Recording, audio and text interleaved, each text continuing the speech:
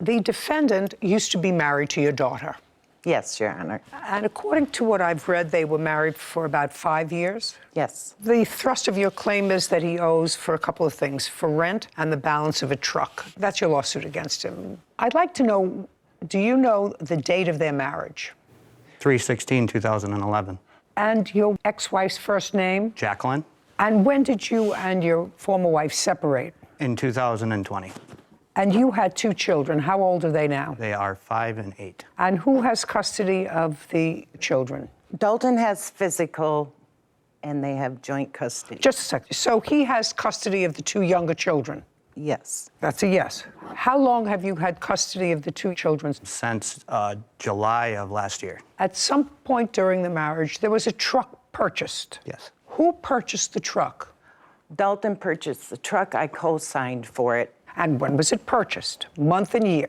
June of 2017. Was that the only car Yes. that they had? Yes. So that was a family car. Yes. And in 2017, was your daughter working? Yes. So both parents worked. And both parents, I assume, pooled their money and I assume made car payments.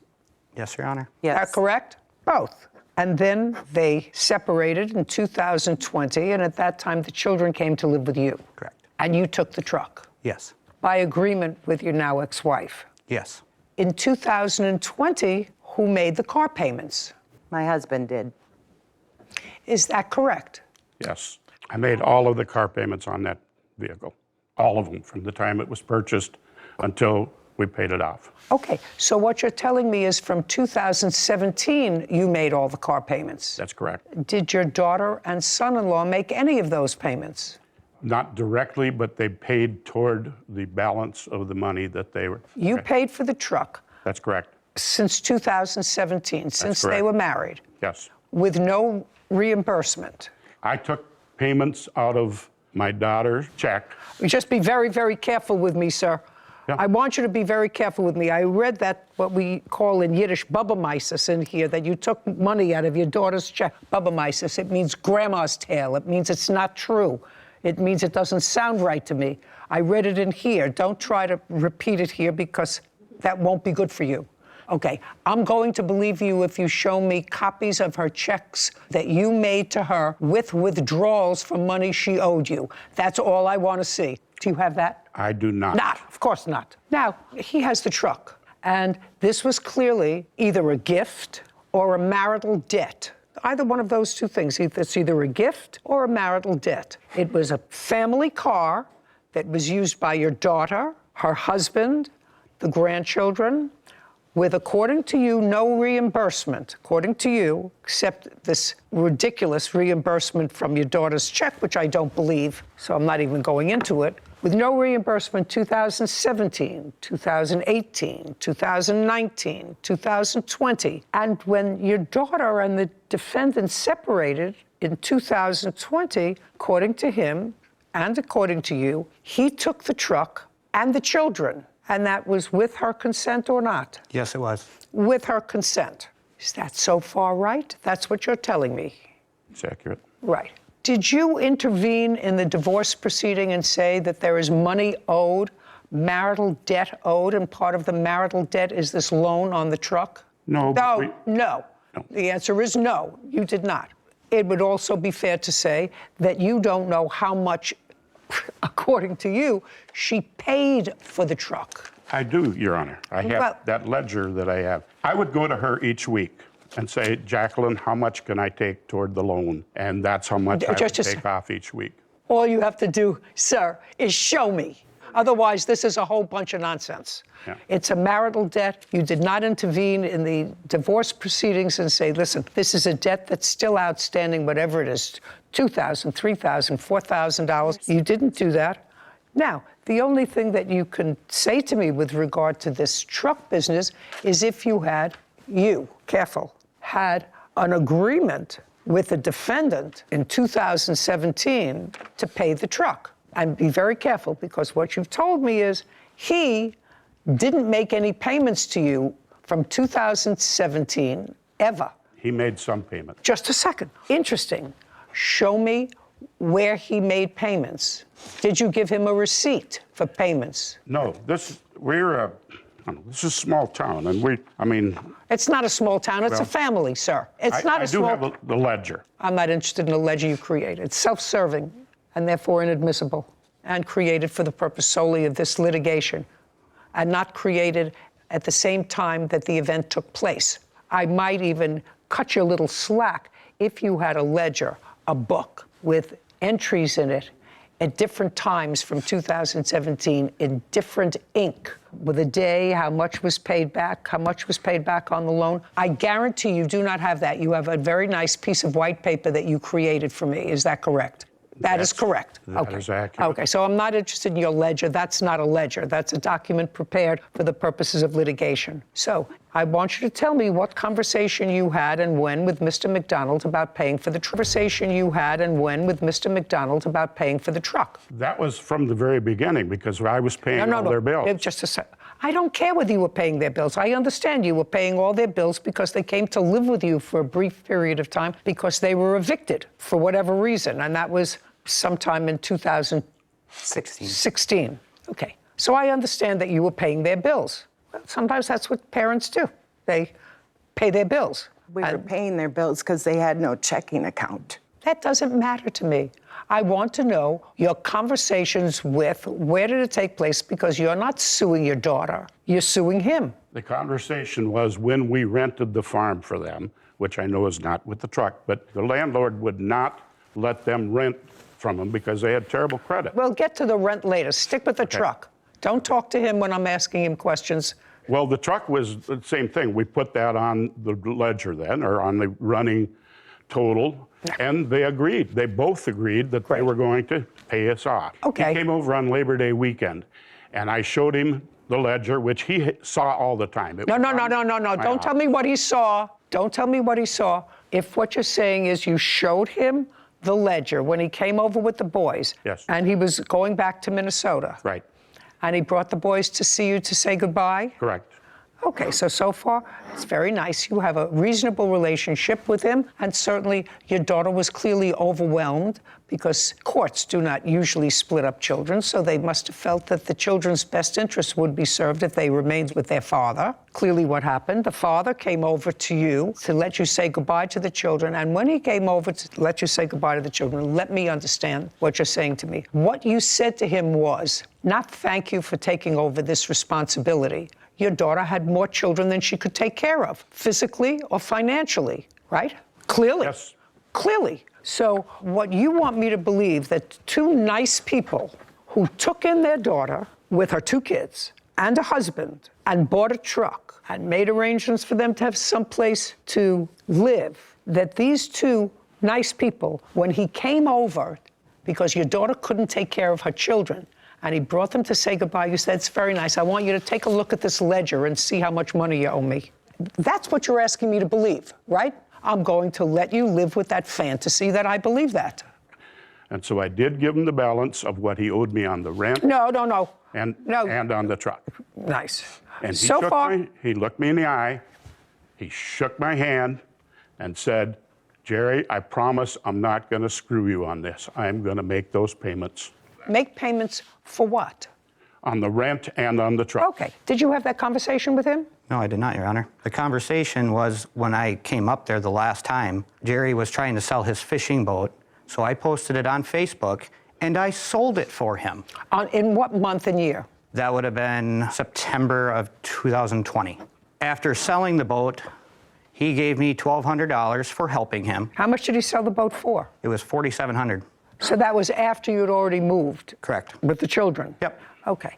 He helped you sell the boat for $4,700? Just answer my question. No. Did you give him $1,200? No. He bought that boat from me a year prior to that. He had it. So they bought this boat from you. Accurate. When?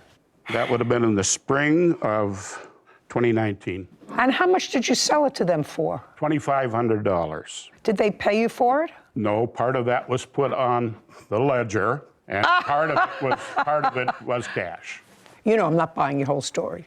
I'm not buying your whole story sorry, because what Your if... Honor, I'm telling you what- the honest-to-God truth. No, I don't think so. I don't think that I would have sold people who had no credit, who couldn't buy themselves a truck, so you had to co-sign for the only means of transportation that they had, who couldn't pay for their rent, who couldn't pay their bills because of their bad credit. I don't believe this whole scenario about selling them a leisure boat, a leisure boat for $2,500. It's mind-boggling that you would think that an intelligent person like me would accept that. Okay, forget the truck. You have the truck now. Yes. Okay. You haven't finished your story with me, so sold the boat, and he gave you $1,200. Correct. I gave him the $1,200 back, which made us even on the truck payments, and he gave me the title. Tina signed it, and then I brought it back to Minnesota and put it in my name. Okay. Who signed it? Tina signed it. My name was on it as well. Your name? Yes. As joint owners with him? Yep. Co-signer. Oh, interesting. In what month did Mrs. Smoody Yes. sign over the car to you? The same day that I gave Jerry the $1,200, that would have been in September. Now, do you remember the $1,200? No, it was $1,000 that he paid toward the loan when I sold the boat for him. Okay. And it was his boat that I sold for him. Okay. You did not create this as a marital debt. It absolutely was a marital debt. So I'm dismissing that portion of your claim that deals with the truck. Now, let's deal with the rent. The rent that you're talking about was rent in what property? The farmhouse that they rented. From in when to when? 2016, November 2020. And over the years that they lived there as a couple. Yes. The rent was paid to a landlord Correct. by you. Yes. Is that right? Correct. And they, your daughter and her husband, would give you cash, checks, or whatever Cash, to usually. cover the rent. Yep. Yes. And how much did they give you to cover the rent? When we started out, rent was $800, and later on he raised it to $900. We never made it a set amount each week. They gave us what they could. And we've done this before in the past, and they've always paid us back. Well, then you should have sued them and listed all of this as a marital debt in the process of their divorce. So it could all have been... We're handling it could all have Jacqueline been, in another way. You what? We're handling Jacqueline alone. I don't understand what that means. Well, you're saying it was does that mean, marital. just a second, does that mean that you've already served your daughter with a summons? Not yet, no. Of course not. Of course not. And you did know when they were divorcing. Yeah. You did know when they Yeah. were divorcing. I'm not buying anything of this lawsuit, most of which, at least the rent part, is totally stale. I'm just curious, Mr. and Mrs. Smoody. Somebody wants to answer this question for me. Mr. McDonald has custody of your two young Yes. grandsons, who I assume that you were close to because they lived with you in your house. And you They came you back seem to like... live with us. The two boys came back to live with us. From when to when? December of 2021 until July of 2022. 6 months we had them. Just a second, 2022. Was there a court proceeding? No. But then in July, they went back with their father. That's accurate. And they've been with their father since. Yes. Okay, so the boys lived with you for 6, 7 months. Right. Was that an acrimonious transfer, or was it something that you both... What happened there was he called my husband to see if No, we would... no, don't tell me what he said to your husband. Okay, you I can will tell you him. then. He called me in December and asked me if I would please take the two boys. I told him, I will take them, Dalton, if you start making regular payments. Oh, well, we that's... would. We're out of the money business now, sir. What you're saying is from 2017, when the children were in his custody, your daughter may have been there, but they were in joint custody, and then he maintained custody of the children, and during the time he maintained custody of the children, there was no question whatsoever that he was not paying you back money. He did not make any payments to you. Occasional here and there, we don't keep records. All of a sudden, now you have the boys with you. And then in July, he comes back and he takes the boys back. All I asked you was whether that was an acrimonious, which is an unpleasant, or a harmonious transfer of the children. Mr. Smoody was in July. In July, it was acrimonious because at that point, he'd gotten a restraining order against me. Against you? Against me while we had the children, because I sent him a letter saying that I wanted payment and he went and got a restraining order against me because they took that as a threat. I'd like to see the letter, please, Kevin.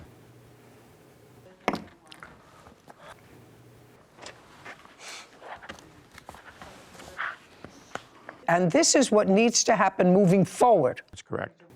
You need to mail me $200 on the 1st of every month and $200 on the 15th, starting March 1st, 2022. If I do not get these payments on time, the following will happen, which is, you could say, I'm going to sue you, right? I'm going to sue you, but that's not what you say. You say, I will go to your boss and talk to them about garnishing your wages. Any employer that has gone through all the paperwork and red tape as I have will do anything to avoid it. So that's a threat. What you're saying is, I'm going to call your boss and tell him that I'm going to sue you, and then your boss is going to have to go through all the red tape of what it means to have a garnish on your salary. You have to go through accounting, and they have to deduct it. And no boss wants to do that, which is in effect say, so either you pay me or your boss is going to fire you. That's what you meant when you said, any employer that has gone through all that paperwork and red tape, as I have, will do anything to avoid it.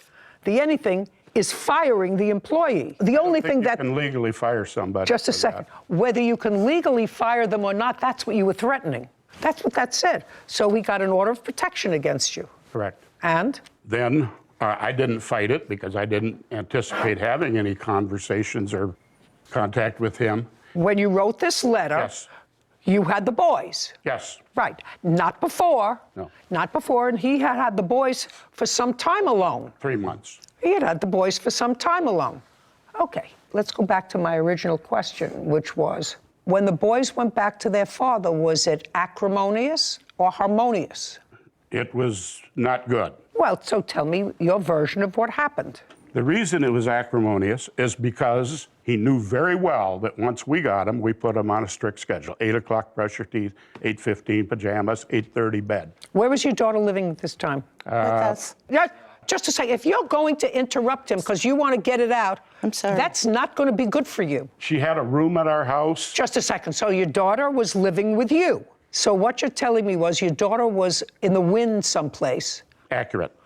Okay. You had her for a long time. He only had her for 5 years. And I can understand the sadness if your daughter is in the wind and not being responsible, sir. But that doesn't mean he has to shoulder all the burden. Right now, he's shouldering all the burden of supporting the 2 children, which I assume you're doing. They're living with you. And so are you working? Yes, I am. And he's working. Your daughter is not. She's working 2 jobs. She always has. If she's working 2 jobs, why was she in a She room? wasn't renting. She was living there free. Okay, so now let's get back to this acrimonious transfer of the children back in July. Dalton called me, or called the kids. Okay, so he called the After children. bedtime. Okay, Called and my wife's phone 4 times. Ring, ring, ring, ring. And she wouldn't answer because kids were in bed. And then he called my phone twice.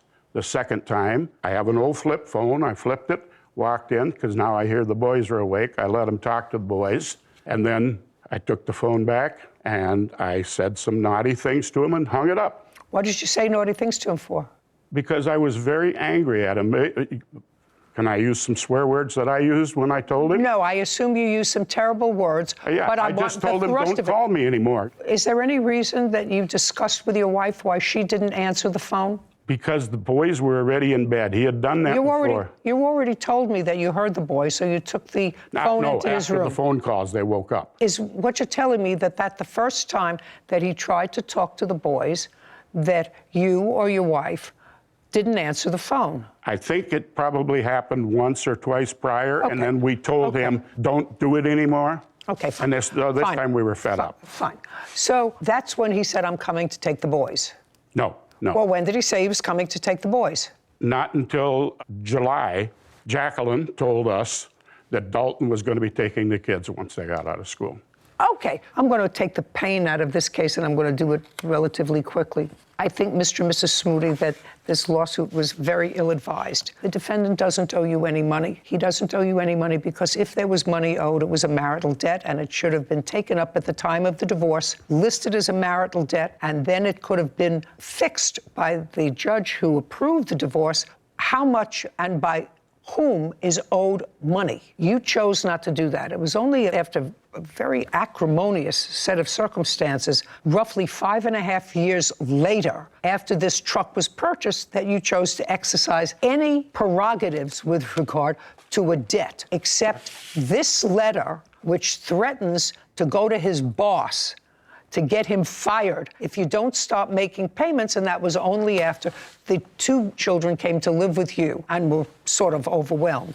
You have to understand, Mr. McDonald, who I think probably is trying, he's got the 2 boys. It got very complicated, but it's not a lawsuit, and I would make nice with him. He's got 2 children that you probably want to have some connection with, and this lawsuit certainly doesn't help that. Well, anyway, for all the reasons that I've stated, your lawsuit's dismissed. We're finished. He owes us that money. He admitted he owed us the money. I think the judge was absolutely correct. He promised he was going to pay us the money back. I don't owe Jerry any money. Kids are irresponsible, have no sense of honor, duty, respect, responsibility, nothing. Really should be a family thing, and maybe one day it can go back to it. Explains why a lot of cases in civil court have a statute of limitations before you can bring a certain kind of case, because here it was hard for us to understand why they would not have requested that money back earlier. So when you ask for it now, years down the line where so much has happened, court's not so likely to feed into that because you don't know what the real motivation is behind it. I agree. I think it's really foolish of them, especially since their ex-son-in-law has total custody of these 2 little boys, for them not to maintain reasonable relationship with him. It was a good showing, though, that if you do give money to your daughter, son, and their significant other, and they do get divorced, you should follow that divorce proceeding. So if you do have a claim, legitimate debt, or claim, then that's the place where you should bring it. Absolutely. Yeah. Bro, this case was not really about a truck. It was not really about rent. And it was definitely not about a clean, documented loan. This case was about grandparents who were angry with their former son-in-law and tried to turn years of informal family help into a legal debt. Herman and Tina claimed Dalton owed them money for a truck and unpaid rent. But the moment Judge Judy started asking for real evidence, their entire case began to fall apart. Let's start with the truck. The truck was purchased during Dalton's marriage to their daughter. It was the family's only vehicle. Dalton used it. Their daughter used it. The children benefited from it. That does not look like a personal loan made only to Dalton. It looks like family assistance or a marital expense. And if Herman truly expected repayment, where was the agreement? Where were the receipts? Where were the bank transfers? Where were the monthly statements? Where was the signed loan document? There was nothing. Instead, Herman produced a so-called ledger. But Judge Judy immediately recognized the problem. It was not a real-time financial record.